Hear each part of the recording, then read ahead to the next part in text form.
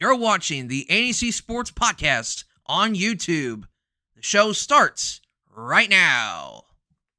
Welcome to episode 22 of the ANEC Sports Podcast.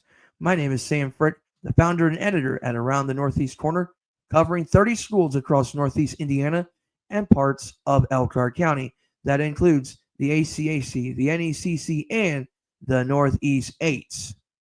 So this episode is going to be quite short this time around. It's not going to be the same as what you've seen in past episodes, mostly due to the fact because of my scheduling commits with the Indiana High School Girls Basketball Sectional Selection Show, which I hosted via X.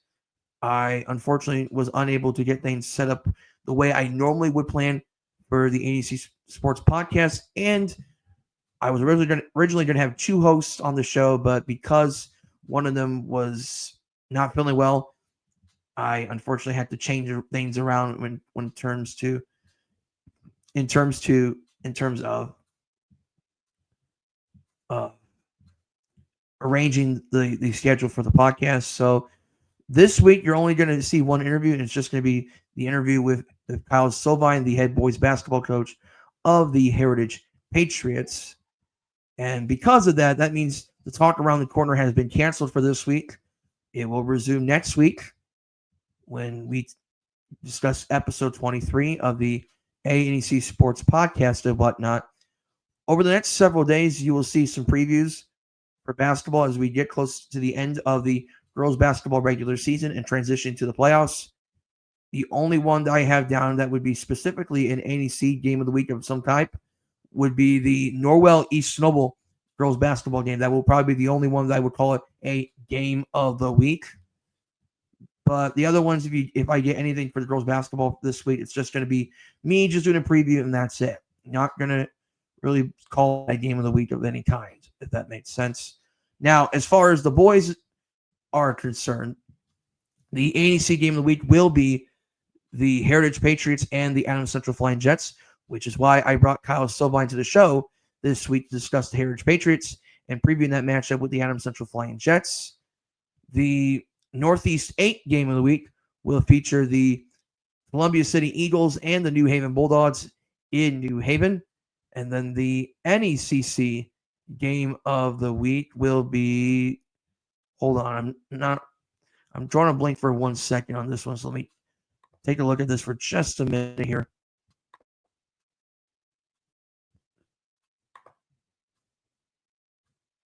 Okay. Just want to make sure I know for sure. So the NECC game of the week will be the Lakeland Lakers and the Garrett Railroaders. I will be posting some information about this later today to make sure I let everyone know for sure that these are the games I will be talking about this week. Also, as we get to next week's episode of the ANEC Sports Podcast, I will have a special edition of the ANEC Sports Podcast where I will be breaking down the girls basketball sectional tournament and the state tournament. So we're looking at most, if not some of these sectionals, not all of them, but definitely it's the ones that I'm most interested in. I'm expecting to bring in a guest on the show to provide some commentary analysis on that.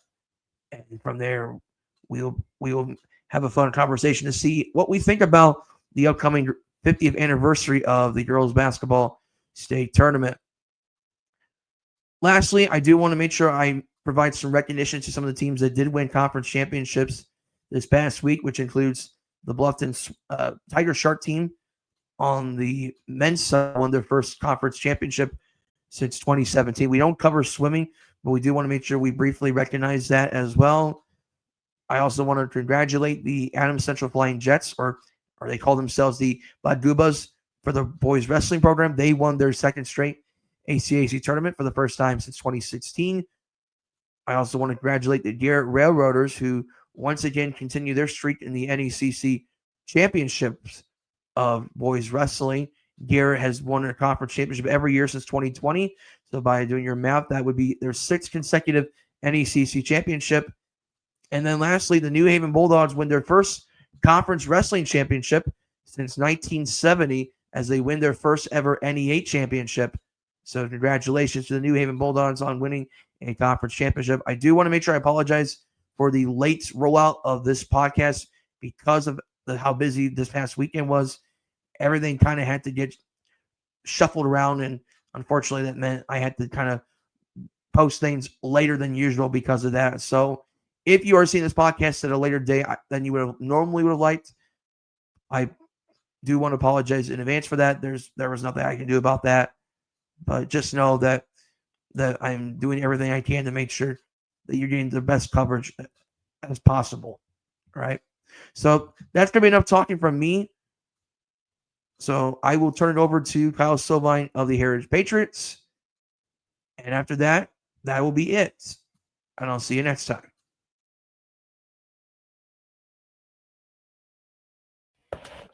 I'm here with the head boys basketball coach of the Heritage Patriots, Kyle Sovine. Coach, thank you for taking time talking about the Heritage Patriots. How are things going for you on this Sunday afternoon? Hey, thanks, Sam. Thanks for having me. I appreciate all your coverage with high school basketball. It's been phenomenal to follow you all year. Things are busy, but hey, it's a good Sunday so far. Oh yeah, that's for sure. On this last week before we know the matchups for the Super Bowl in a couple of weeks, so that's a busy day for everybody involved in the sports world. But I want to talk about basketball. We talked about the Heritage Patriots. Coach, this is your second year at Heritage. You have a background in that area in East Allen County. I think you played in New Haven during your time and whatnot. Talk about your background in basketball and what's the experience been like coaching Heritage. Yeah, it's just been growing up in New Haven. Didn't live too far down the road from Heritage, but all my friends went to New Haven, so went to New Haven, obviously. But playing local at St. Francis, and then fortunate enough to play overseas for a few years, just been phenomenal. And just being able to coach is awesome. Just being given back to the game, these kids, just some of the knowledge I learned through some of these coaches I played for, to be able to give to the kids in like a school at Heritage or bunch of great families, great kids. It's just been so great so far. You talked about that connectivity with the area and being close to Heritage and whatnot. When you got that job at Heritage, did you get that same impression that hey, it feels like home, it feels like back in high school again? Like not just high school, but it feels like there's that connectivity with the community. Yeah, definitely. I knew a lot of people in the Heritage area, and when I was very fortunate to get the job, very excited about the opportunity, and still am just so grateful to be there. So it's been awesome. Heritage is one big community, and everyone has been very welcoming since I've been there. So it's been great. Mm-hmm. Coach, coming into the season, you came into the first year 9-16. You entered the season with some expectations after going through that first year, some experience coming back. You got guys like Landon Liebarger and Torian Brown, one of the big risers of the ACAC. You got Lonte Castle, you got the Bates kid, you got kids from football like Brandon Walter and Eli Tagulas on this team.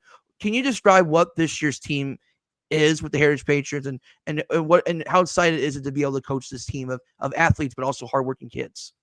Yeah, I think we preach ourselves on defense and toughness. It's kind of been the two things we preach every single day. And I thought we've done a great job this year. We're on a 3-game skid, which isn't fun, but we'll get things cleaned up. But like I said, we got a great group of seniors, and they know what our expectations are for year 2. So they've done a great job laying out the blueprint for these young guys. And we got like you mentioned, Lonte and Tori and these juniors that are going to be great seniors next year, but have really stepped up and took on a bigger role this year for us. And it's been good. We've set some high expectations there, and came up short a little bit, but we'll get back to work and clean some stuff up. And we know sectionals aren't far away, so we want to be playing our best basketball come sectionals.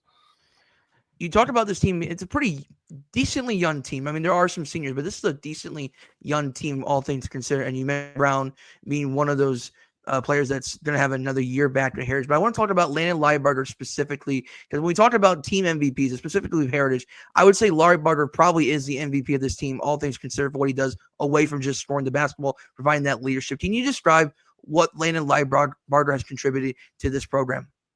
Yeah, Landon's been awesome. He works so hard and he puts a lot of time in the gym, so it's great to see him having a breakout year this year. He's been a leader. He's kind of a quiet kid, so he's he took on that role of a leader. He's been vocal this year. He's been good for these young guys, and it's good to see him score the ball. He's in a little slump right now, but hey, it's life, it's basketball. You're going to go through slumps, but it's how you respond and how you get out of them. And we're confident, we believe in him. We'll know he'll get out of this slump, and we'll get things rolling again. I mean, let's be honest. I mean, Michael Jordan in his career, he missed a lot of shots too, and LeBron James has missed plenty of shots. So the key thing is be able to bounce back and be able to not give up and find and keep shooting, find that next opportunity and work for those shots. But I want to talk about Heritage again, talking about your season so far. You got off to a nice start to the year, beating the likes of Whitco. Leo, that's a nice win for your program at Leo against a nice program on the Derek Heinen. You played some tough teams like Blackhawk Christian, Northup. You just had Snyder before the game on Friday. We'll talk about that later. And then you had the ACAC tournament, the 102nd ACAC tournament, a story-rich tournament. I think it's the oldest tournament in the history of the state of Indiana. You had to buy in that tournament, and you defeated Adams Central. I think some people were maybe just a hair surprised by that one. That was a matchup from last year's championship game, which was a 53-45 Heritage win this year. You lost to Woodland in the championship game. Before we talk about that, though, I do want you to talk about what you liked about that Adams Central game that maybe down the stretch of the season, maybe that's the type of game you can build off for the rest of the year. Yeah, Adams Central is a tough team. I think they were, 6-2 or 6-3 when we went in playing them, and we knew a lot of people expected Adams Central to win, but just some of that revenge. They beat us twice last year. They beat us in the championship. So going into that game, it helped having the bye, having all week to focus on that 2-3 zone. So that helped too. But it was a good win for our program to be able to get back to that championship game. So. We know we have them coming up Friday. It's not going to be any easier. It's going to be another tough game. They're on a 3-game skid too. So, we're going to have to be ready to go, and it's at Adams Central. It's not easy to win at Adams Central. So we're going to have to be ready to go and play 32 minutes of basketball. I see you're already ahead of the schedule there, Coach, in terms of what we're going to be talking about later on. But I do want to go back a little bit with Woodland. You played in the championship game, big rivalry in the district, lost to them by 14 points. Oliver Adams had a nice game in the championship game. And then last Friday, Adams did not play last week because of sickness. And then Woodland just put up a tremendous effort in that 61-56 Woodland win last Friday. Coach, what are some takeaways from those two games, and particularly with the most recent game? And what are some things that you like from this Heritage team from that game that you hope that maybe you can build off to get out of that schneid this week? Yeah, Woodland's a really good basketball team. They got some good players over there, and it's hard. It's just like sectionals. You beat Adams Central, you turn around and play Woodland Saturday. So, a whole different defense, whole different offensive scheme. So, Adams 6'9", we're small. We've struggled to guard big guys all year with Blackhawk and these other guys. So, it was a tough task, and I think he had 18 points, 9 for 9 against us, and. If we had to do things differently, we probably would have that game. But, this past game, Woodland, we knew how big the game was for conference. Now they own the tiebreaker against us. If we do go ahead and win out, just Trey Yoder, he took over. That's those big-time guys. That's what they do. That's probably why he's going full riot at Indiana Tech. He just took over the game, and we couldn't keep him off the glass. He scored 26, I believe. So, it's just tough. And, our guys competed. We played hard, but there was a lot of stuff we need to clean up. And, we haven't seen much man-to-man defense in the last early half of the season, and Woodland runs man-to-man. So we kind of struggled there. So we're just cleaning up our man-to-man offense, getting that cleaned up. We need to do a lot better job. And then defensively, I didn't think we were as good defensively as we had been started the year. So we got to get that cleaned up too. But, there's a lot of basketball left, and, we want to try to go 5-1 in conference now. So we're looking, next game mentality. Mm-hmm. This is Kyle Sovine, the head boys basketball coach of the Heritage Patriots. And you mentioned the struggle with man-to-man defense. And obviously with man-to-man defense, it requires you to be able to handle that pressure and when in that man-to-man type of scheme and whatnot. You mentioned the defense needs to be better. I think that we can probably agree with that. But maybe from the offensive side of things, what are some things that you think this team can improve on as you move on to this coming week, where you're going to be focusing just on Adams Central on Friday? Yeah, I think we can just get in our offense a little better. We look back at the Woodland film, and we shot 26 threes. That's a lot for a high school game, a 32-minute game. I thought we settled a lot, 1-2 pass, look in, or, just looking for that foul, just drawing contact, throwing it up, hoping to get fouled. Where, if we run our offense, make them defend, even if it is a long possession, if that's what it takes to score, that's what we need. And then we got to trust our defense on the other end. So, teams, the last Snyder, Woodland did a good job face guarding Liebarger. So we got to get him some more open looks too. And, if we gotta do a better job screening. I thought sometimes we were lazy on our screens and just keep being aggressive. We got to get in our offensive sets and execute out of it. If we, teams they want you to shoot the three ball, just keep settling, and they're not going in, it's going to be a long night. So just cleaning that stuff up, and we'll be all right.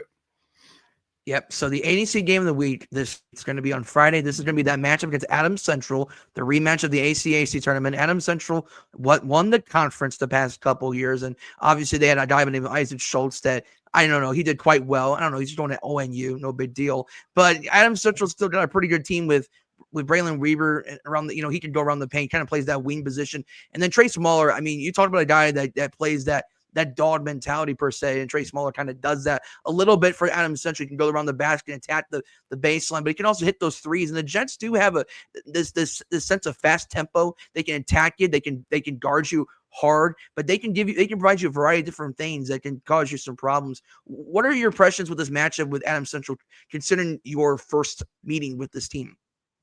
Yeah, I think we're going to have to do another good job on Mahler. I thought Braden Walters did a phenomenal job the first game. I mean, after that game, Mahler, he plays so hard. And like you said, dog mentality, that kid, he hates losing. And, just after the game, he was exhausted. Braden Walter was in his grill for 32 minutes. So we got to be able to control him again. And then Reber, he's a great, tough player. So we got to keep him off the glass and, limit his post touches where, we got to pressure their guards again. If we can pressure their guards, that makes the post passes tough to get in there. So just doing a good job there. But, we were up, I think, 18-19 there.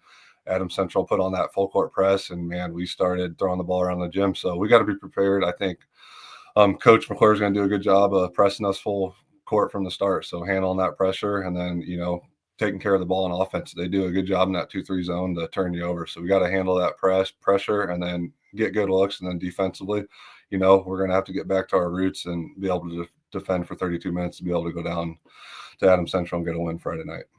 It should be a good atmosphere at the hangar, as it usually is. And it's a matchup with a lot of states. Adams Central was a sense of urgency at this point. Heritage, obviously, with some urgency now, knowing that they're going to have to get some help and be able to win out in the conference the rest of the way. Final question for me, Coach. This is going to be a little more sentimental for you personally and whatnot. As you look through your career so far, now getting into coaching and whatnot, are there any people within your coaching influence, your personal influence, your basketball influence that you want to thank for helping you become the person you are today? Yeah, the first one I think that, made me want to get into coaching was Coach Al Gooden, Hall of Famer. Still, he still texts me all the time. We talk all the time, and just, getting to play for him for 1 year at New Haven was phenomenal. He gives you that role model, type friendship, and just for him to follow my career through college and then overseas some and still stay in touch today just shows you the type of effect you can have on these kids. So just building that relationships with some of these players now and, just make it a lifelong bond is just something so special about basketball and being able to coach. Mm-hmm. All right, Coach, any final thoughts before we let you go? No, but I appreciate your time. And like I said, you do a great job coverage in the area of sports, and I appreciate everything you do, Sam. All right, this is Kyle Sovine of Heritage as they prepare for a football type of schedule. They prepare for Adams Central for the ANEC game of the week. And, Coach, good luck this week against the Jets. Thank you. Thank you for watching the ANEC Sports Podcast. Please like this video and like the page ANEC Sports on YouTube. Let people know that the ANEC Sports is on YouTube. Also like our Facebook page at Around the Northeast Corner and follow either Around the Northeast Corner and Sam Frick on Twitter/X. We're also on Instagram as well. Just look for ANEC Sports or Around the Northeast Corner and you will find us there. You can also follow the man himself, Sam Frick, the founder and editor at Around the Northeast Corner, for other additional content. This has been an Around the Northeast Corner presentation.